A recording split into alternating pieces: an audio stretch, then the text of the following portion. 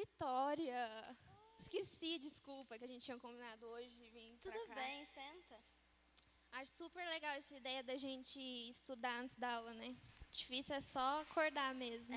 Eu sei como é que é. Eu trouxe o plano de estudo que eu tinha te falado. Mas você acha que é melhor a gente começar o estudo hoje? Não pode ser só uma oração? Eu acho que não. A gente combinou que a gente ia estudar a Bíblia, né? Tá bom. Por quê? Você não quer? Não é que eu quero. Não tá aparecendo. Não, eu quero. Só que eu não tô muito legal hoje, sabe? O que foi? Umas Eu fiz coisas aí, alguma sabe? coisa pra Hã? você? Imagina, você é muito minha amiga. Você não faz nada comigo. Ué, então o que foi? Não, é o Samuel, né? O Samuel, nosso pastor? É, o Samuel. O que ele fez pra você Não, ficar você chateado? acredita que ele veio me perguntar sobre minha vida pessoal com Deus? Onde você viu isso? Você acha que ele tem intimidade? Mal conheço ele? Só 20 anos, né? Não, 20 anos, mas ele pra lá e eu pra cá, né? Mas e aí? Como é que vai sua vida pessoal com Deus? Vai ótimo. Eu venho todo domingo pra igreja, né? Venho nos encontros jovens, tá normal. Então qual que é o problema? O problema é que ele veio me perguntar sobre se eu podia ajudar ele num projeto de limpeza. Limpeza.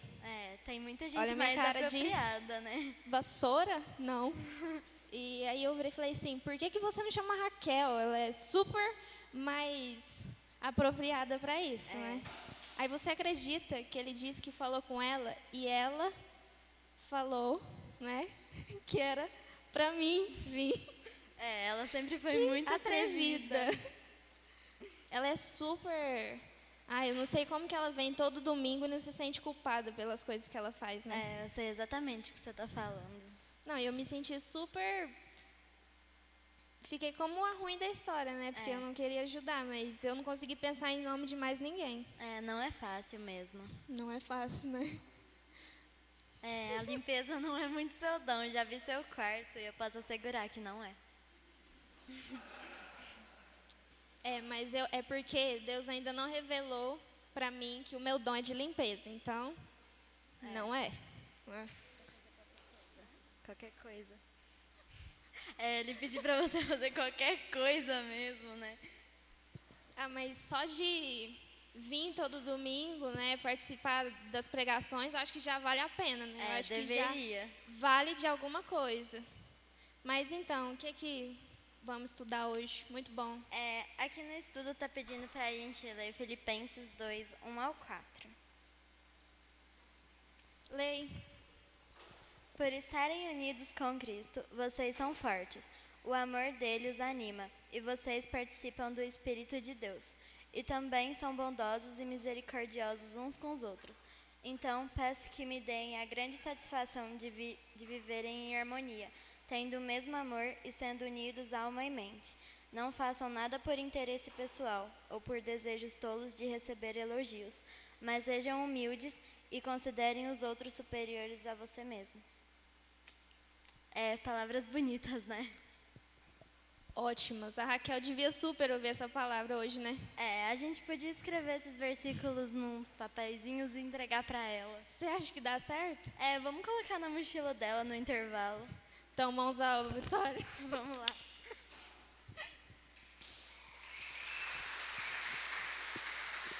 E o tema que eu trouxe para nós refletirmos hoje, pensarmos juntos como igreja, qual o alvo de Deus para os seus filhos? Será que Deus tem um alvo, um propósito para a sua vida?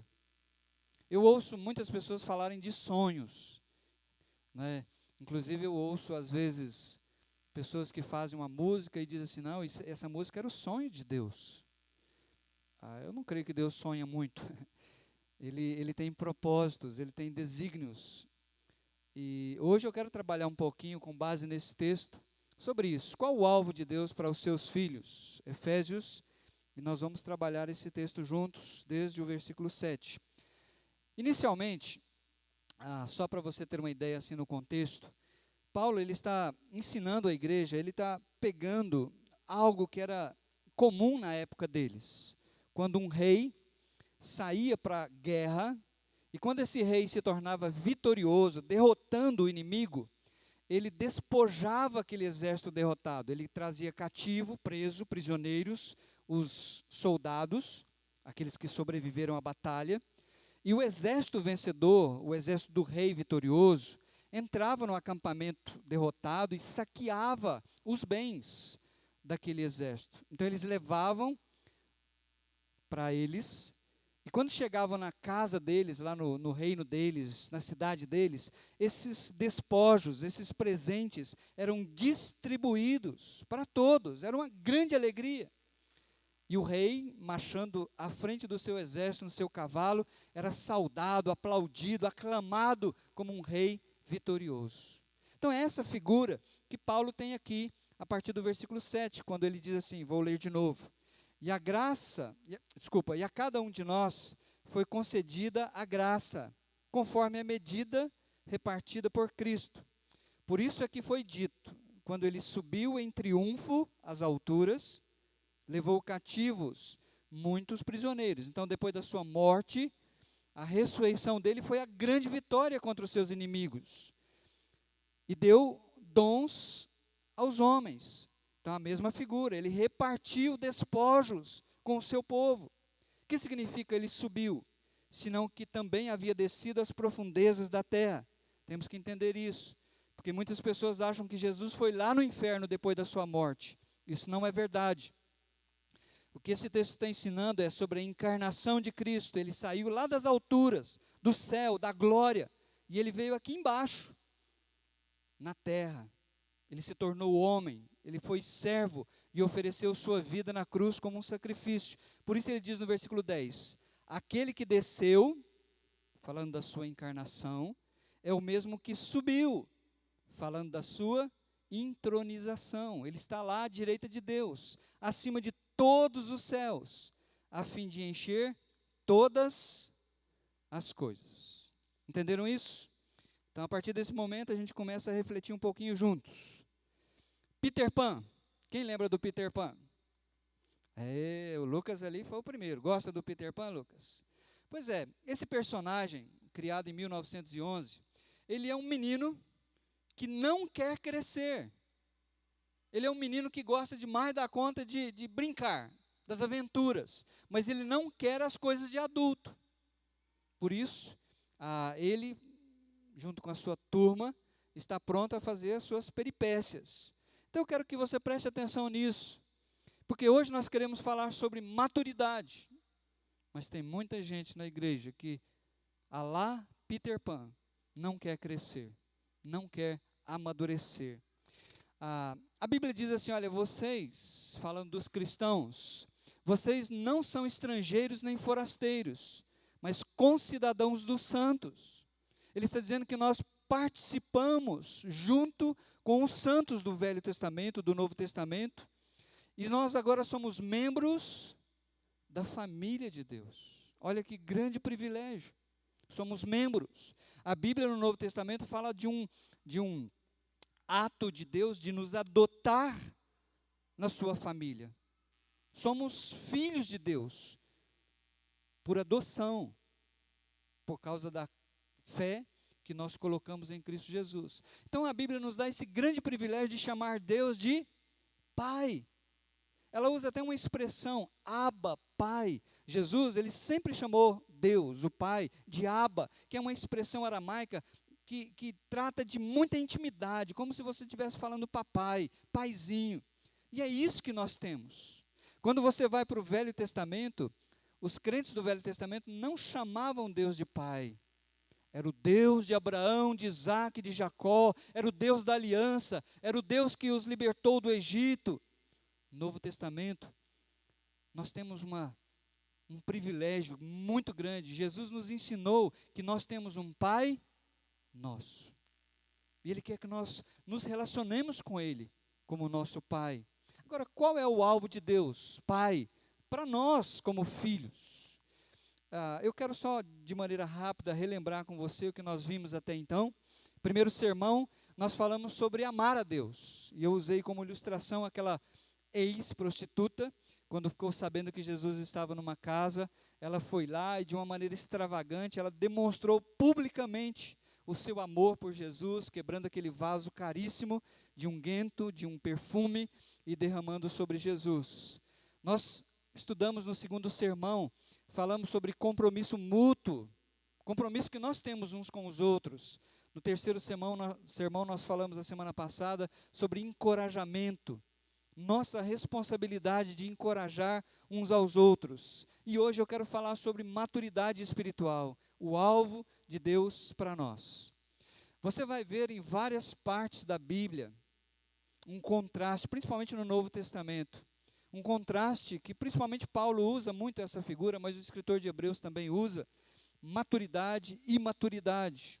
E ele usa essas duas figuras, meninos e homens, para falar sobre isso. Há um texto que quando ele está escrevendo para a igreja aos Corinto, a igreja de Corinto, aos coríntios, ele diz assim: irmãos, não lhes pude falar como espirituais. A ideia, eu não pude falar com vocês como homens, olhando nos olhos, como pessoas maduras, mas como carnais. Ele está usando o termo aí para descrever crentes imaturos. E aí ele usa a figura, como crianças em Cristo. Dei-lhes leite, porque criança bebe leite. Criança espiritual não está acostumada a comer bife. Ela precisa de leitinho. É isso que Paulo está dizendo. O tempo decorrido, vocês já deveriam ser homens maduros. Falando do caráter. Mas vocês são crianças. Então, você já observou as crianças na nossa igreja? Elas são agitadas, elas correm, elas vêm aqui para frente, elas batem no banco. Isso é normal, é atitude de criança. Nós não podemos cobrar de uma criança um comportamento de adulto. Agora, qual é o grande problema? É quando adultos têm comportamento de criança. Aí é o grande problema. Paulo diz assim, olha, preste bem atenção no contraste. Quando eu era menino, falava como, isso é normal, criança fala como menino, né? Pensava como e raciocinava como, mas ele diz, quando me tornei homem, deixei para trás as coisas de menino. Conseguiram perceber o contraste entre meninos e adultos? Então preste atenção. Uma congregação de meninos, ela não se propõe a servir. Vocês viram a Ruth na peça que ela fez? O professor pediu para que ela ajudasse na limpeza. Opa, menino não serve. Menino é servido. Menino não se propõe a ajudar, porque ele está acostumado, a mamãe lá em casa faz tudo para ele. Então, uma congregação de meninos acha que precisa ser servida, mas nunca se propõe a servir. Quando eles não são servidos, o que acontece? Quando uma criança na sua casa não é servida do jeito que ela quer, porque criança é egoísta, ela quer do jeito que ela quer, na hora que ela quer, o que ela faz? Dá birra, chora, esperneia, corre. Crente menino é a mesma coisa, porque ele acha que o mundo gira em torno do seu umbigo, porque não cresceu. E às vezes o crente menino na igreja, ele quer agir como lá na casa dele. Tem muito marmanjo, marido, que é menino, porque ele acha que a esposa é obrigada a servi-lo. E tem muita esposa também que é menina, porque acha que tudo é do jeito dela, porque ela sempre aprendeu, a mamãe fez tudo para ela. Então nós precisamos, de fato, crescer. Deus, como pai, o alvo dele é ver os seus filhos crescerem. Deus não quer uma igreja de meninos. Deus quer uma igreja de pessoas maduras. Todo pai quer que o seu filho cresça. Tá certo, a gente curte os meninos, não é verdade? A gente logo fala assim, não, o Luquinha já está um adulto. Eu vejo agora as minhas netinhas, elas já estão crescendo, é bom curtir. mas a gente espera que logo, logo elas cresçam e sejam maduras. E essa dinâmica da maturidade foi ensinada pelo apóstolo Paulo nesse texto de Efésios. E eu quero fazer algumas perguntas de maneira bem simples, para que eu e você possamos nos inteirar e entender esse alvo de Deus. Por que Deus tem esse alvo de levar o seu povo à maturidade? Então, a primeira pergunta que eu faço é: o que Cristo fez em favor da sua igreja para levá-la à maturidade? Olha no versículo 11, porque nós já lemos do 7 ao 10. Depois que ele subiu vitorioso, está à direita do seu Pai, assentado no seu trono como rei vitorioso, ele então agora, os despojos, os presentes, porque ele tem autoridade para isso. E diz o versículo 11, e ele, falando de Jesus, designou alguns para apóstolos, outros para profetas, outros para evangelistas e outros para pastores e mestres. Então, ele está dando, ele está provendo, é uma provisão graciosa desse rei para a sua noiva, para a sua igreja. Ele não deixou a igreja sozinha, ele deu liderança para essa igreja. Nós sabemos que apóstolos e profetas foram usados por Deus no princípio para estabelecer a base do edifício. Uma vez que você estabeleceu a base do edifício, você não precisa mais estabelecer novas bases. O alicerce já foi plantado. E a Bíblia diz isso, que apóstolos e profetas foram usados por Deus para estabelecer a base. Mas ele também deu evangelistas, pessoas que têm um dom, um carisma de evangelizar, de levar pessoas a uma convicção de pecado e se prostrar diante do Senhor Jesus Cristo. Deus tem dado inúmeros evangelistas com esse dom de levar pessoas a Cristo. E Deus também tem dado para a sua igreja pastores e mestres. Não são dois tipos de pessoa, mas o pastor mestre é aquele que Deus tem dado habilidades para abençoar sua igreja através do ensino da palavra. Então, em primeiro lugar, foi isso que Cristo fez para ajudar a sua igreja a atingir a maturidade. Ele não a deixou sozinha, mas ele proveu essa igreja com liderança. Segundo, por que Cristo então designou alguns líderes para a sua igreja? Vamos ver juntos, versículo 12, lá no iniciozinho, que diz: com o fim de preparar quem? Quem são os santos? Quem? Somos nós. Os santos não estão lá no céu. Os santos estão aqui na terra. É por isso que ele deu apóstolos, profetas, é por isso que ele deu evangelistas e pastores mestres, para que esses homens abençoassem a igreja. E ele diz no versículo 12, com o fim, com o propósito, com o alvo, de fazer o quê? Preparar os santos. Agora vamos ver aqui por parte. O verbo que ele está usando aqui é muito interessante. Quando esse verbo preparar, a katartismon, é muito interessante você ver esse verbo ser usado quando Jesus estava andando à beira-mar, e diz lá o texto em Marcos que ele viu Tiago e João, seu irmão, que eram empresários da pesca. Eles estavam sentados, preparando as redes. Você não pode, depois de um dia de pescaria, pescadores sabem disso, eles não podem simplesmente adentrar o mar com suas redes embaraçadas, às vezes rasgadas. O que eles precisam fazer? Consertar as redes para sair para o alto mar. Olha que interessante. Quando diz que Jesus deu liderança para preparar a igreja, na sua mente, o seu alvo é fazer com que esses homens preparem, equipem, consertem, ajudem os cristãos a serem preparados. Por quê? Porque nós viemos do mundo, muitas vezes quebrados, rasgados, com tantas coisas erradas que fizemos antes de conhecer a Cristo. E Deus, então, graciosamente tem dado esses homens. Mas a palavra também era usada num contexto médico. Há escritos usando essa palavra catartismon, usando para um médico que colocou no lugar, restaurou o braço de uma pessoa que havia quebrado. Então eu achei legal esse termo, porque crentes também precisam ser restaurados para a vida, não é verdade?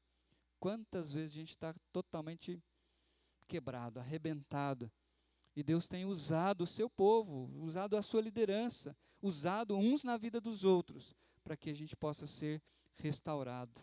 Mas tem um sentido também de aperfeiçoar, tornar perfeito aquilo que era deficiente. Antes de nós conhecermos a Cristo, a nossa fé era uma fé morta, não era perfeita, madura.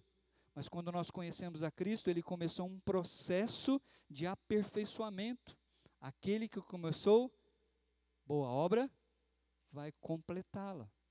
Então, por isso Ele designou alguns, para a gente poder ser preparado. Terceira pergunta, para que os crentes precisam ser preparados? O texto responde para nós no versículo 12. Para, lá na parte B, com o fim de preparar os santos para a obra do ministério, para que o corpo de Cristo seja edificado. Então nós temos dois motivos muito claros pelos quais o Senhor Jesus deu à sua igreja dons. Ele tem em vista a vida de cada um dos seus filhos, daqueles que Ele salvou. Então, como nós lemos, em primeiro lugar, diz que os crentes, os santos, eles precisam ser preparados, equipados para a obra do ministério. Olha que interessante. Ué, não é o pastor que faz o ministério na igreja? Biblicamente, não. E a palavra ministério ali é a palavra diaconia, que significa servir, serviço. Lembra lá de Atos, capítulo 6? A Bíblia diz que os crentes começaram a aumentar em número. E aí, havia uma distribuição de cesta básica para as viúvas. E eles começaram a reclamar lá na igreja primitiva, lá na igreja de Jerusalém, que as viúvas helenistas estavam sendo esquecidas na distribuição das cestas básicas. E foram reclamar para os apóstolos. Então os apóstolos falaram, olha, esse ministério, essa diaconia é tão importante, por isso vocês precisam escolher 7 homens, que tenham um bom testemunho, que sejam sábios, e nós vamos encarregar esses homens para essa distribuição, para essa diaconia.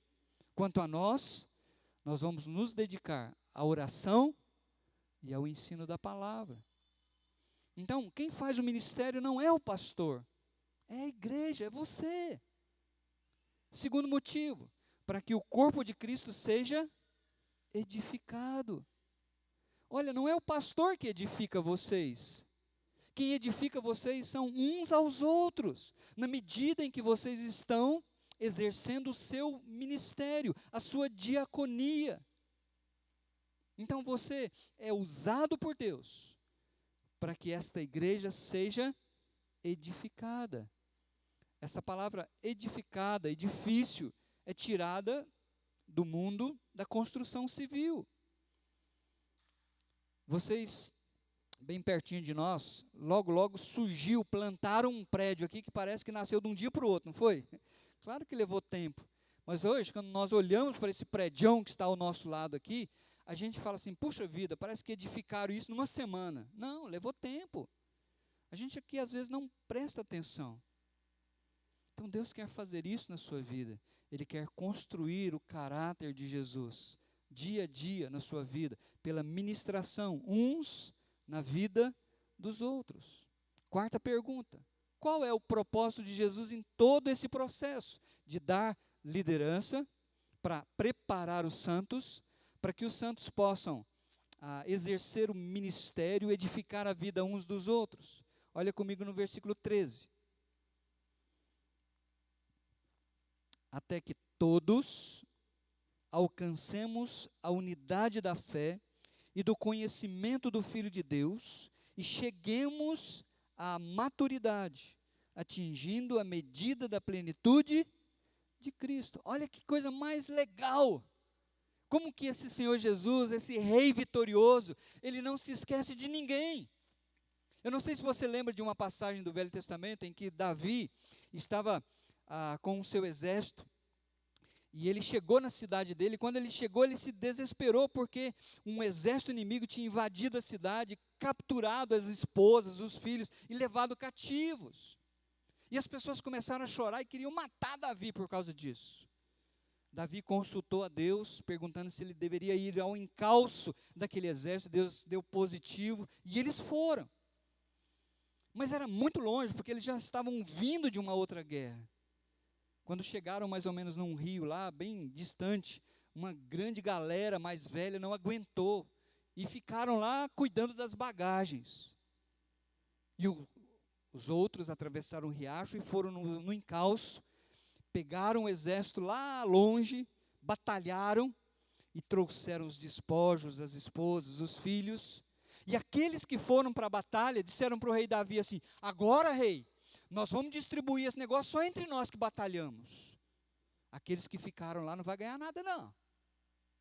E Davi então estabeleceu uma lei maravilhosa em Israel. Ele falou: olha, a porção daqueles que ficaram guardando a bagagem vai ser a mesma porção que eu vou distribuir para cada um de vocês. Davi é um tipo de Cristo. É uma figura que ilustra o Senhor Jesus, o Rei dos Reis. E esse texto está dizendo para mim que ninguém vai ficar excluído desta bondade maravilhosa de Jesus. Ninguém. Joana, você não vai ficar excluída nesse processo. José, João, Eurípides, nenhum de nós. Porque ele está dizendo assim, olha, no versículo 13. Até que todos. Não são alguns.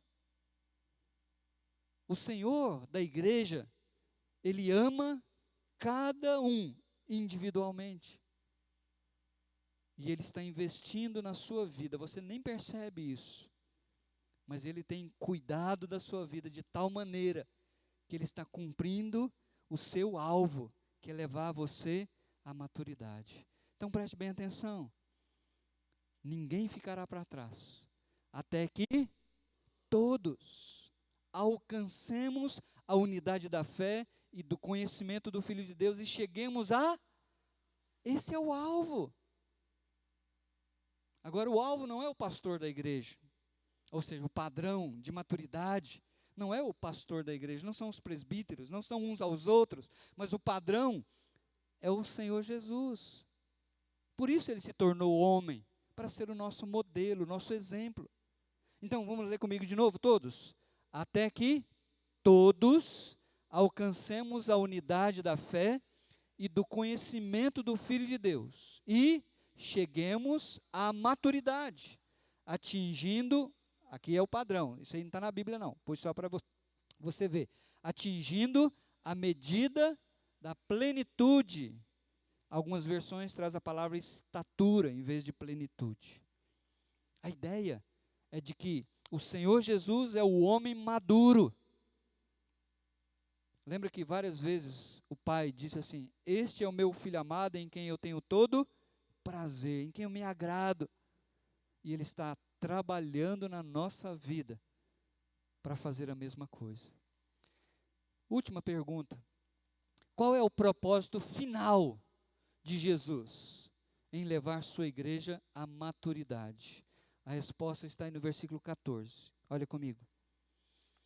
O propósito é que não sejamos mais imaturos, como crianças, levados de um lado.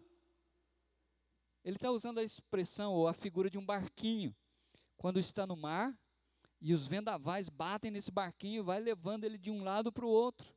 A mesma ilustração que eu usei. Crianças, quando vêm para o culto, elas não conseguem ficar como vocês, assentados no banco. Vai chegando um tempo que dá um comichão na poupança, ela corre para frente, ela vai para lá, ela vem para... Não é verdade? O alvo de Deus para a sua vida é levar você à maturidade, para que você não seja levado de um lado para o outro. E ele continua, pelas ondas, nem jogados para cá e para lá, por todo vento de doutrina e astúcia e esperteza de homens, que induzem ao erro. Meus queridos, desde o primeiro século, a igreja enfrentou essa barra. Homens entraram dentro da comunidade e destruíram comunidades inteiras, arrastando atrás de si por causa de ensinos errados. E quando tem uma comunidade imatura, é isso que a Bíblia está dizendo. Essa comunidade imatura, ela não tem firmeza, ela balança com falsas doutrinas, e quando tem uma pessoa com um gogó legal, que consegue cativar as pessoas, mesmo ensinando coisas erradas, eles conseguem persuadir e induzir a igreja a correr atrás deles. Eu tenho visto isso ao longo do meu ministério, com tristeza no coração. Homens espertos, que com astúcia induzem a igreja ao erro. Então o propósito final de Jesus para mim é proteger você, é nos proteger, é proteger a igreja contra esses espertalhões, contra as falsas doutrinas. O propósito é que não sejamos mais como crianças. Por isso ele tem investido ao longo dos anos na vida da sua igreja. Ele não quer que você seja jogado daqui para lá e nem de cá para acolá. Se o nosso Deus, o Senhor Jesus, é um rei vitorioso, e ele deu dons para a sua igreja, para abençoar a sua igreja, ele agiu em benefício. Então a minha pergunta final é: qual deve ser a nossa reação a esta ação de Deus? O que eu e você, o que nós devemos fazer em reação ao alvo de Deus, em levar cada um de nós à maturidade? Eu quero oferecer 3 conselhos para que você possa entender o alvo de Deus para a sua vida. O primeiro conselho eu estou chamando de reciprocidade entre congregação e liderança. Reciprocidade. Precisa haver isso. Essa reciprocidade entre a congregação e a sua liderança. A congregação ela é responsável por reconhecer os homens que Deus tem dado para ela, os líderes. A congregação ela é responsável por eleger esses homens, escolhê-los, apoiá-los, investir de autoridade e submeter a autoridade deles. Porque seria a maior hipocrisia a igreja reconhecer, eleger, investir de autoridade e depois... Não, conheço Samuel, não tem intimidade com ele para me cobrar as coisas, não. Lembra da peça? Então, a igreja precisa entender isso. Os líderes, os homens que Deus tem dado para essa igreja, têm realmente uma autoridade sobre a igreja. Não é uma autoridade déspota, de mandarrões, mas é uma autoridade como a autoridade do Senhor Jesus, uma autoridade de serviço. A liderança ela deve trabalhar em benefício da sua igreja. Como? Eu coloquei 3 áreas: orando, ensinando e discipulando. É isso que a liderança faz. Reciprocidade é o primeiro conselho. O segundo conselho é receptividade. A igreja precisa ser receptiva. Vamos falar comigo? A igreja precisa ser receptiva. Você precisa ouvir o sermão com os braços abertos. Você precisa ouvir os ensinos com o braço aberto. Essa é a ideia de receptividade. Então preste bem atenção. Os crentes precisam ser equipados, porque a Bíblia falou isso, não é verdade? Deus deu dons, homens, líderes, para preparar os crentes. Então os crentes precisam ser preparados. Como que os crentes vão ser preparados? A igreja ela tem programas, famílias, a igreja tem cultos, A igreja agora tem cursos. O que é receptividade? É a igreja se prontificar a participar. Porque esse é o meio, é o método que a liderança tem para equipar vocês, para preparar vocês, através da oração, do ensino, do discipulado. Os crentes precisam saber que é um grande privilégio ser preparado. Porque a Bíblia nos ensinou, você vai ser preparado para desempenhar o seu ministério, o seu serviço. Deus não quer que você fique de braços cruzados, Ele quer usar você na vida da comunidade. Para que você seja instrumento dEle, para edificar o corpo. Mas se você não for receptivo, você não vai ser usado por Deus. Vai perder o privilégio. Lembra de Ruth? Não da minha Ruth aqui, mas da rainha Ruth. Desculpa, estou confundindo aqui. A rainha Esther. Ela foi eleita, né, o rei escolheu ela como a rainha no lugar da Vasti. Ela estava lá no palácio. E alguém publicou uma lei para destruir os judeus.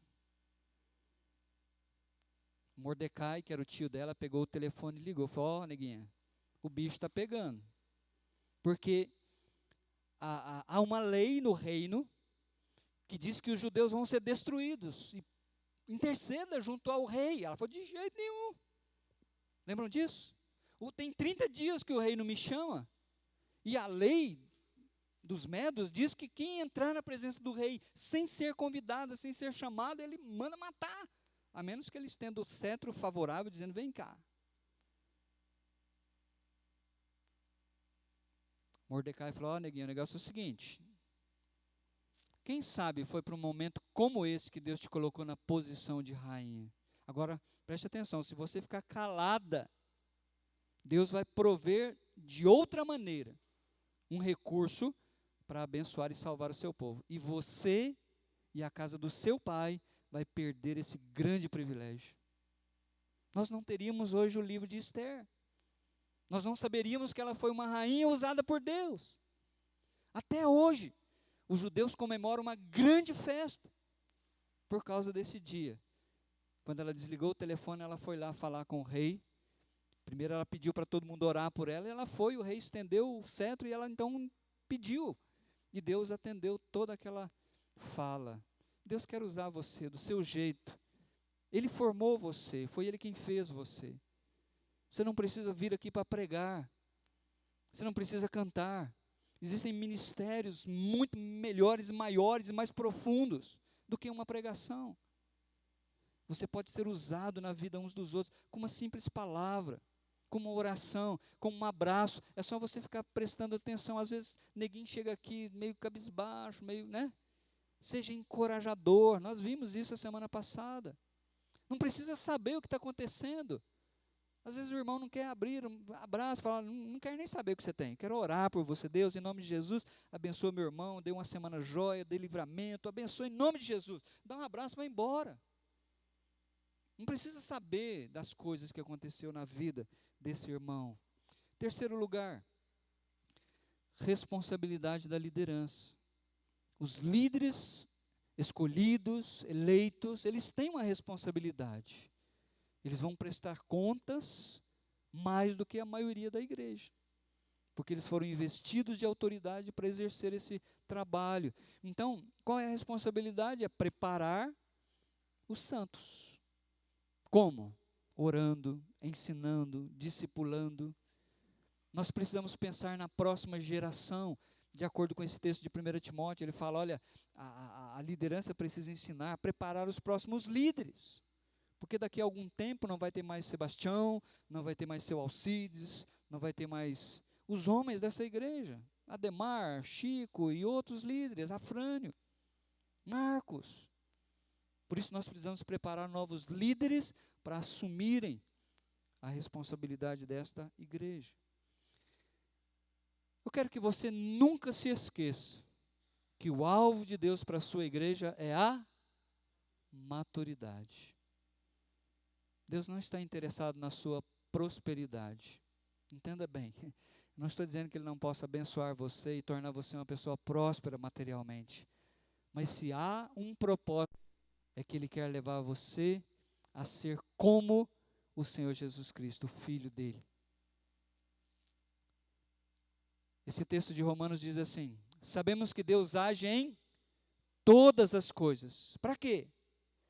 Para o bem daqueles que Você ama a Deus? Então você precisa crer que Deus está agindo, mesmo naquelas coisas que acontecem na sua vida que não são tão legais. Mas Deus não perdeu o controle. Ele está agindo para que essas coisas contribuam para o propósito dele. Qual é o propósito dele? Levar você à maturidade. Nunca se esqueça disso. Sabemos que Deus age em todas as coisas para o bem daqueles que o amam, daqueles que foram chamados de acordo com o seu. Qual é o propósito dele? Qual é o propósito dele? Levar você à maturidade, tornar você semelhante a Jesus Cristo no caráter. Nunca se esqueça disso. Olha o que ele está dizendo: pois aqueles que de antemão Deus conheceu, também predestinou você para ser conforme a imagem do seu, a fim de que ele seja o irmão mais velho, o primogênito. Olha que barato. Por isso Deus permitiu a queda. Porque nós vamos ser não semelhantes a Adão lá no céu.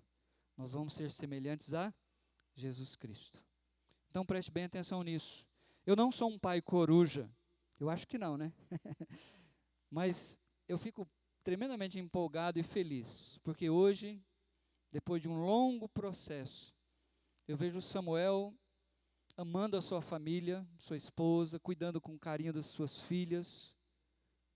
Eu olho para a Ruth, ela não é mais a minha menininha que sai comigo fazendo visitas, ela já é uma mulher. Ela está pensando em casamento. Não, deixa eu mudar de assunto. Mas ela está pensando em casamento. Então, olha, levou um tempo, claro, né? Foi um processo, mas hoje eu os vejo como pessoas maduras. Deus quer isso.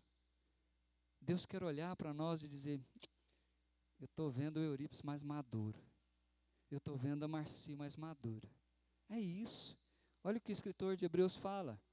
Quem se alimenta de leite ainda é criança, imaturo, e não tem experiência no ensino da justiça. Mas, olha o contraste, o alimento sólido é para os adultos, os quais, pelo exercício constante, tornaram-se aptos, capacitados para discernir tanto o bem quanto o mal.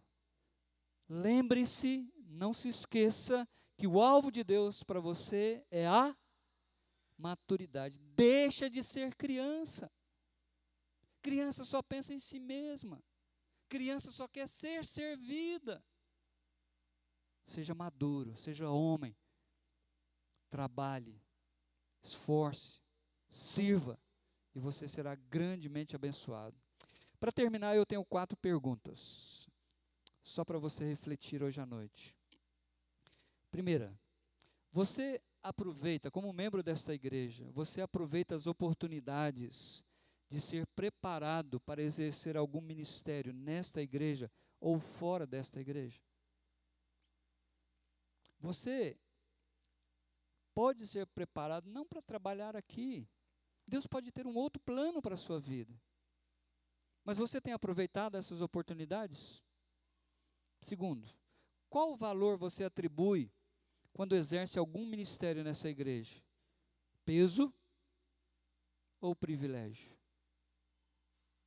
Ah, vou fazer isso. Não, ninguém faz. Aí é peso.